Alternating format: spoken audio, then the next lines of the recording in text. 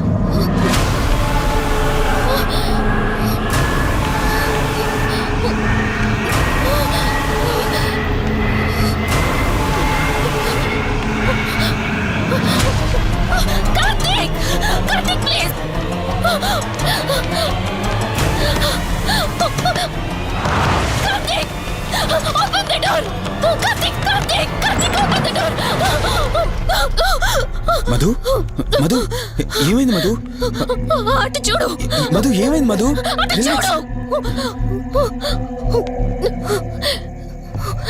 చూశాను, అక్కడేం లేదు. కావాలంటే నువ్వు చూడు మధు. నేను చూశాను, కావాలంటే నువ్వు చూడు మధు. చూడు మధు ప్లీజ్, అక్కడేం లేదు. ఒకసారి చూడు. చెప్పాను అక్కడేం లేదని. నువ్వెందుకు కంగారు పడుతున్నావు? అయినా అసలు ఈ టైంలో బయటికి ఎవరు వెళ్ళమన్నారు? అది బయట ఏదో తలుపు కొట్టిన శబ్దం వినిపిస్తే. మధు సరే నీకేదో శబ్దం వినిపించింది, అయినా నీకేదో డౌట్ ఉంటే నన్ను పిలిచుండాల్సింది. అసలు ఒక్కదానిపై బయటికి ఎందుకు వెళ్ళావు? సర్లే, ఇక్కడ నుంచి ఏమైనా ప్రాబ్లం ఉంటే నాతో చెప్పు, సరేనా? Cool, everything will be all right. పద వెళ్దాం.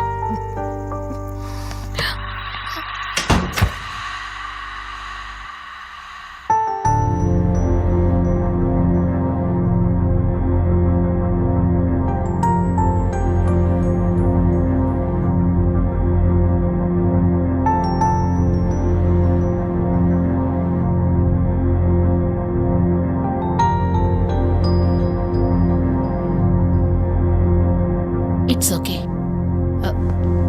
మీరు కొంచెం బయట వెయిట్ చేయండి.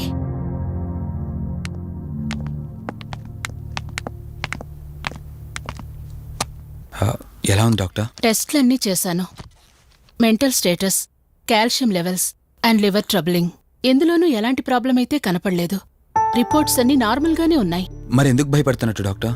అదే నాకు అర్థం కావడం లేదు. లాస్ ఆఫ్ మెమరీ పేషెంట్స్ని చాలా మందిని చూశాను, బట్ షీఈస్ డిఫరెంట్. ప్రస్తుతానికి కొన్ని మెడిసిన్స్ అయితే రాసిస్తాను, షూర్. వాడి చూడండి. డెవలప్మెంట్ ఉంటే ఓకే, లేదంటే ఫర్దర్ ట్రీట్మెంట్ ఏంటన్నది తర్వాత ఆలోచిద్దాం. Okay doctor, thank you doctor. Okay. వదినా, బయలుదేరుదామా? చెప్పరా వాసు. రేయ్, అర్జెంటుగా బయలుదేరి నా హాస్పిటల్కి రా. ఏరా, ఎనీథింగ్ సీరియస్? అలాంటిదేం లేదు, నువ్వు ముందు బయలుదేరా. సరేరా, వస్తున్నాను. వదినా, మీరు తనని ఇంటికి తీసుకెళ్ళండి, నేను వెళ్ళి వాసును కలిసేసి వస్తాను. సరే. ఎరా ఫోను నువ్వు?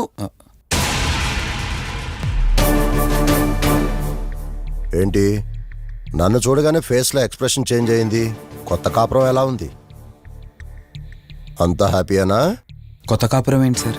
నీ హీరోయిన్ని ఇంటికి తీసుకెళ్ళావంట కదా? అంకుల్ ప్లీజ్, వాడు అలాంటి వాడు కాదని నేను మీకు ముందే చెప్పాను.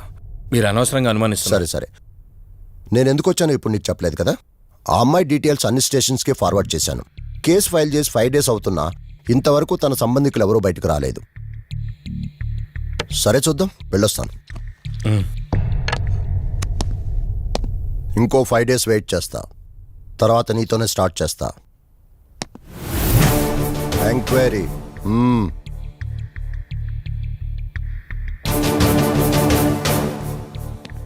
అయినేంట్రా నా మీద డౌట్ పడుతున్నాడు? అందుకే ఈ పోలీసులో ఎంక్వైరీలు వద్దన్నాను.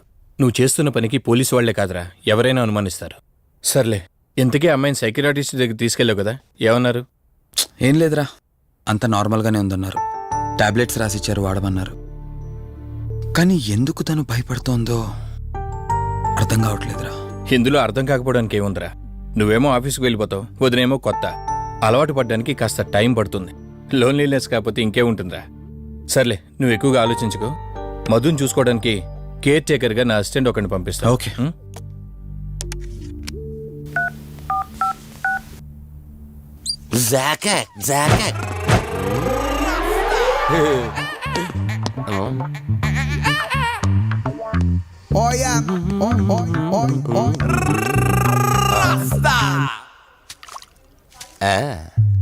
Rose rose rose rose piece అదిరిపోయింది. Sister, yes, I love you. I love you brother.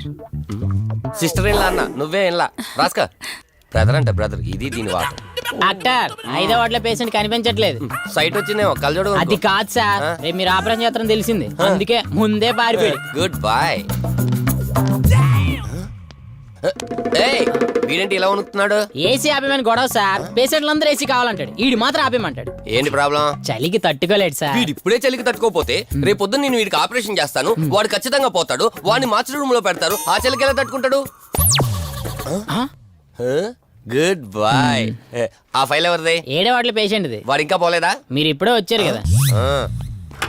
వీడు ఒకడు ఫోన్ తీయడు. సంపు అసంపూర్ణేష్ బాబు. హాస్పిటల్ కదా అని ఎవడు నాకెదురొచ్చినా వాడికే రిస్క్, నేనెదురెళ్ళినా వాడికే రిస్క్. ఎందుకంటే ఇంజెక్షన్ నా చేతిలో ఉంటుంది కాబట్టి. నువ్వు ఆపరేషన్ చేస్తే పేషెంట్లు భయపడతారేమో, నేను ఆపరేషన్ చేస్తే వాళ్ళ బంధువులు కూడా భయపడతారా? కబలిడా. రై, ఎవడ్రా ఇడు? కంగారు పడకరా, నేను చెప్పింది వీడి గురించే. ఆర్టిస్ట్ అవ్వాలని హైదరాబాద్ వచ్చి అవకాశాలు దొరికి ఇలా హాస్పిటల్లో అసిస్టెంట్ అయిపోయాడు.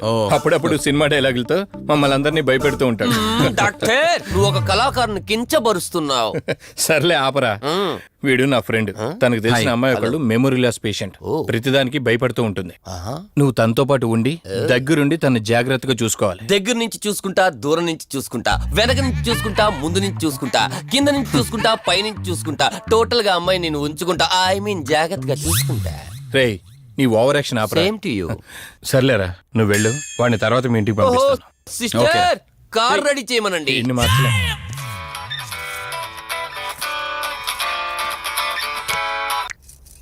చెప్పు కార్తిక్. వదినా మధుని చూసుకోవడానికి ఒక కేర్ టేకర్ వస్తున్నాడు. మధుని పరిచయం చేయి. బై ద వే ఆడికి కొంచెం ఎక్స్ట్రాలు ఎక్కువ. ఆడితో జాగ్రత్త. వచ్చినట్టున్నాడు, నేను వెళ్ళి చూస్తాను. ఓకే.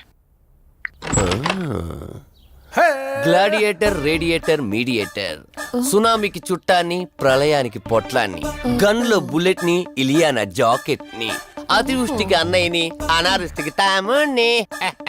అయిపోయి అసంపూర్ణేష్ బాబు. ఏంటయ్యా ఇంతవరకు ఎవరితో మాట్లాడుతున్నావు? మీతోనేనండి. ఇంట్రడక్షన్ కదండి, కొంచెం బిల్డప్ ఉంటదని. బాగా ఎక్కువైందండి?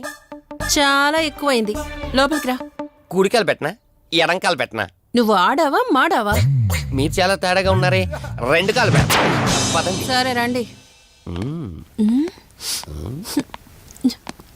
ఏంటి కంపు? నాట్ కంపు, అసంపు. షాట్ చెప్పడం మర్చిపోయాను. నా పరిచయం మీకు 10 కాలాల పాటు గుర్తుండాలంటే సంథింగ్ స్పెషల్ గా ఉండాలని ఆలోచించి గుమ్మం ఎదురుగా గేదేసిన ప్యాడ్ని చిచి, ఏంటి విచిత్రంగా మాట్లాడుతున్నావు? ఈ రోజుల్లో తలా తోక లేకుండా మాట్లాడితేనే ఆడియన్స్ కు బాగా కనెక్ట్ అవుతున్నారు మన హీరోలు కదండి. బోబోయ్ ఆపు నీ నస. రా. దీనికి ఇలా అర్థమైందా? ఓకే.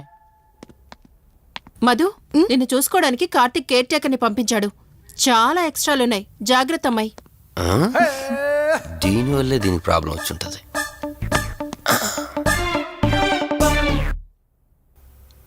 మధు అంటే నువ్వేనా? అసంపు. ఓ, నీ ఫేస్ చూస్తుంటేనే అర్థమవుతుంది నీ గుండెల్లో భయం టన్నులు టన్నులు కొద్దుందని. Don't worry, I am here, no fear.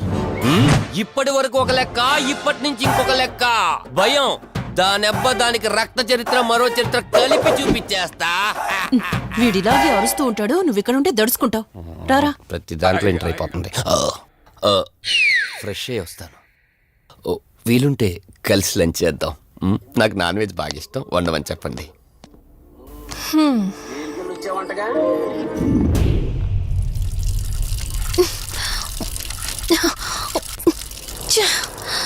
Of అవ్వట్లేదేంటి? Madhu, నువ్వెంత కట్టినా ట్యాప్ ఆగదమ్మా, అది రిపేర్లో ఉంది. మధు, నువ్వు తప్పుగా అనుకోకపోతే నీకొక మాట చెప్తాను. ఎవరు నమ్మినా నమ్మకపోయినా నువ్వు ఏదైతే నీడ వెంట పడుతుందని చెప్తున్నావో అది నేను నమ్ముతున్నాను. థ్యాంక్స్, మీరైనా అర్థం చేసుకున్నారు. కార్తిక్కి ఇలాంటి వాటి మీద నమ్మకం లేదు. నువ్వు తనతో ఏది చెప్పనంటే నీ సమస్యలన్నింటికీ పరిష్కారం నేను చెప్తాను. నేనేం చెప్పను. నీ మనసులో ఉన్న ప్రశ్నలన్నింటికీ ఒక ఆమె సమాధానం చెప్పగలదు. ఆవిడే దుర్గాబాయ్. నీకు అభ్యంతరం లేకపోతే నిన్నావిడ దగ్గరికి తీసుకువెళ్తాను. సరే. అమ్మా, ఇదిగో అమ్మా, రెడ్ కాయిన్ ఇక్కడుంది. అబ్బా ఉండవే. అమ్మా, లెఫ్ట్ తీసుకో. ఇదిగో ఇక్కడ నుంచి రెడ్ కాయిన్. అమ్మా, అక్కడ పెడితే వెళ్ళదమ్మా. ఆగమని చెప్పానా? అయ్యో, నువ్వు నా మాట ఎప్పుడు విన్నావనమ్మా. కొడుతుందా కొడుతుందా. అమ్మా, నువ్వు సూపర్ అమ్మా. ఎవరో వచ్చినట్టున్నారు, వెళ్ళి చూడమ్మా. సరే అమ్మా. హాయ్ కవిత. అమ్మా, లక్ష్మకి వచ్చిందమ్మా. లక్ష్మి, ఏమిటి ఈ టైంలో ఇంటికొచ్చావు? నీకెంత ధైర్యం ఉంటే నా ఇంటికి వస్తావే? ఈ ఇల్లెవరితో తెలీదా నీకు? దుర్గాబాయ్, నేను లక్ష్మిని. నీతో పాటు ఎవరిని తీసుకొచ్చావు? దుర్గాబాయ్, మాతో పాటు ఎవరూ రాలేదు.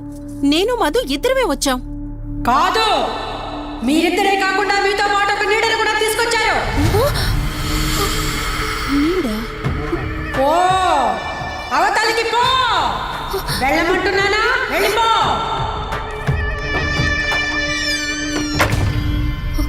దుర్గాబాయ్, కళ్ళున్న వాళ్ళెవరూ కూడా నన్నొక నీడ వెంటాడుతుందని నేనెంత చెప్పినా నమ్మడం లేదు. కానీ మీరు నా గురించి నేనేం చెప్పకుండానే నా పరిస్థితిని అర్థం చేసుకున్నారు. చూడమ్మా, కళ్ళతో మనుషుల్ని చూడగలం కాని ఆత్మల్ని చూడలేం. నువ్వేదైతే నీడనుకుంటున్నావో అది నీడ కాదు, ఆత్మ. అది నీ వెనకాలే తిరుగుతోందంటే నీ వల్ల ఏదో పొరపాటు జరుగుంటుంది. దుర్గాబాయ్, గతం అంటూ తనకి ఏమీ గుర్తులేదు. కారణం లేకుండా ఏ ఆత్మ వెంటపడదు. మొదటిది, ఏదో ఒకలాగా పగ తీర్చుకుని ఈ అమ్మాయిని నాశనం చేయటం. రెండవది, ఈ అమ్మాయిని ఆయుధంగా వాడుకుని తన అవసరం తీర్చుకోవడం. పగ తీర్చుకోవడానికి నేనేం తప్పు చేశాను? దీనికి సమాధానం తెలియాలంటే నీ గతం గుర్తుకు రావాలి. అందుకు ఒకే ఒక దారుంది. ఆ ఆత్మని బంధించి నీ గతమేమిటో తెలుసుకోవాలి. ఆత్మతో మీరు మాట్లాడగలరా? ఈ రాత్రి సరిగ్గా 12 గంటలకు మీరిద్దరూ ఇక్కడికి రండి.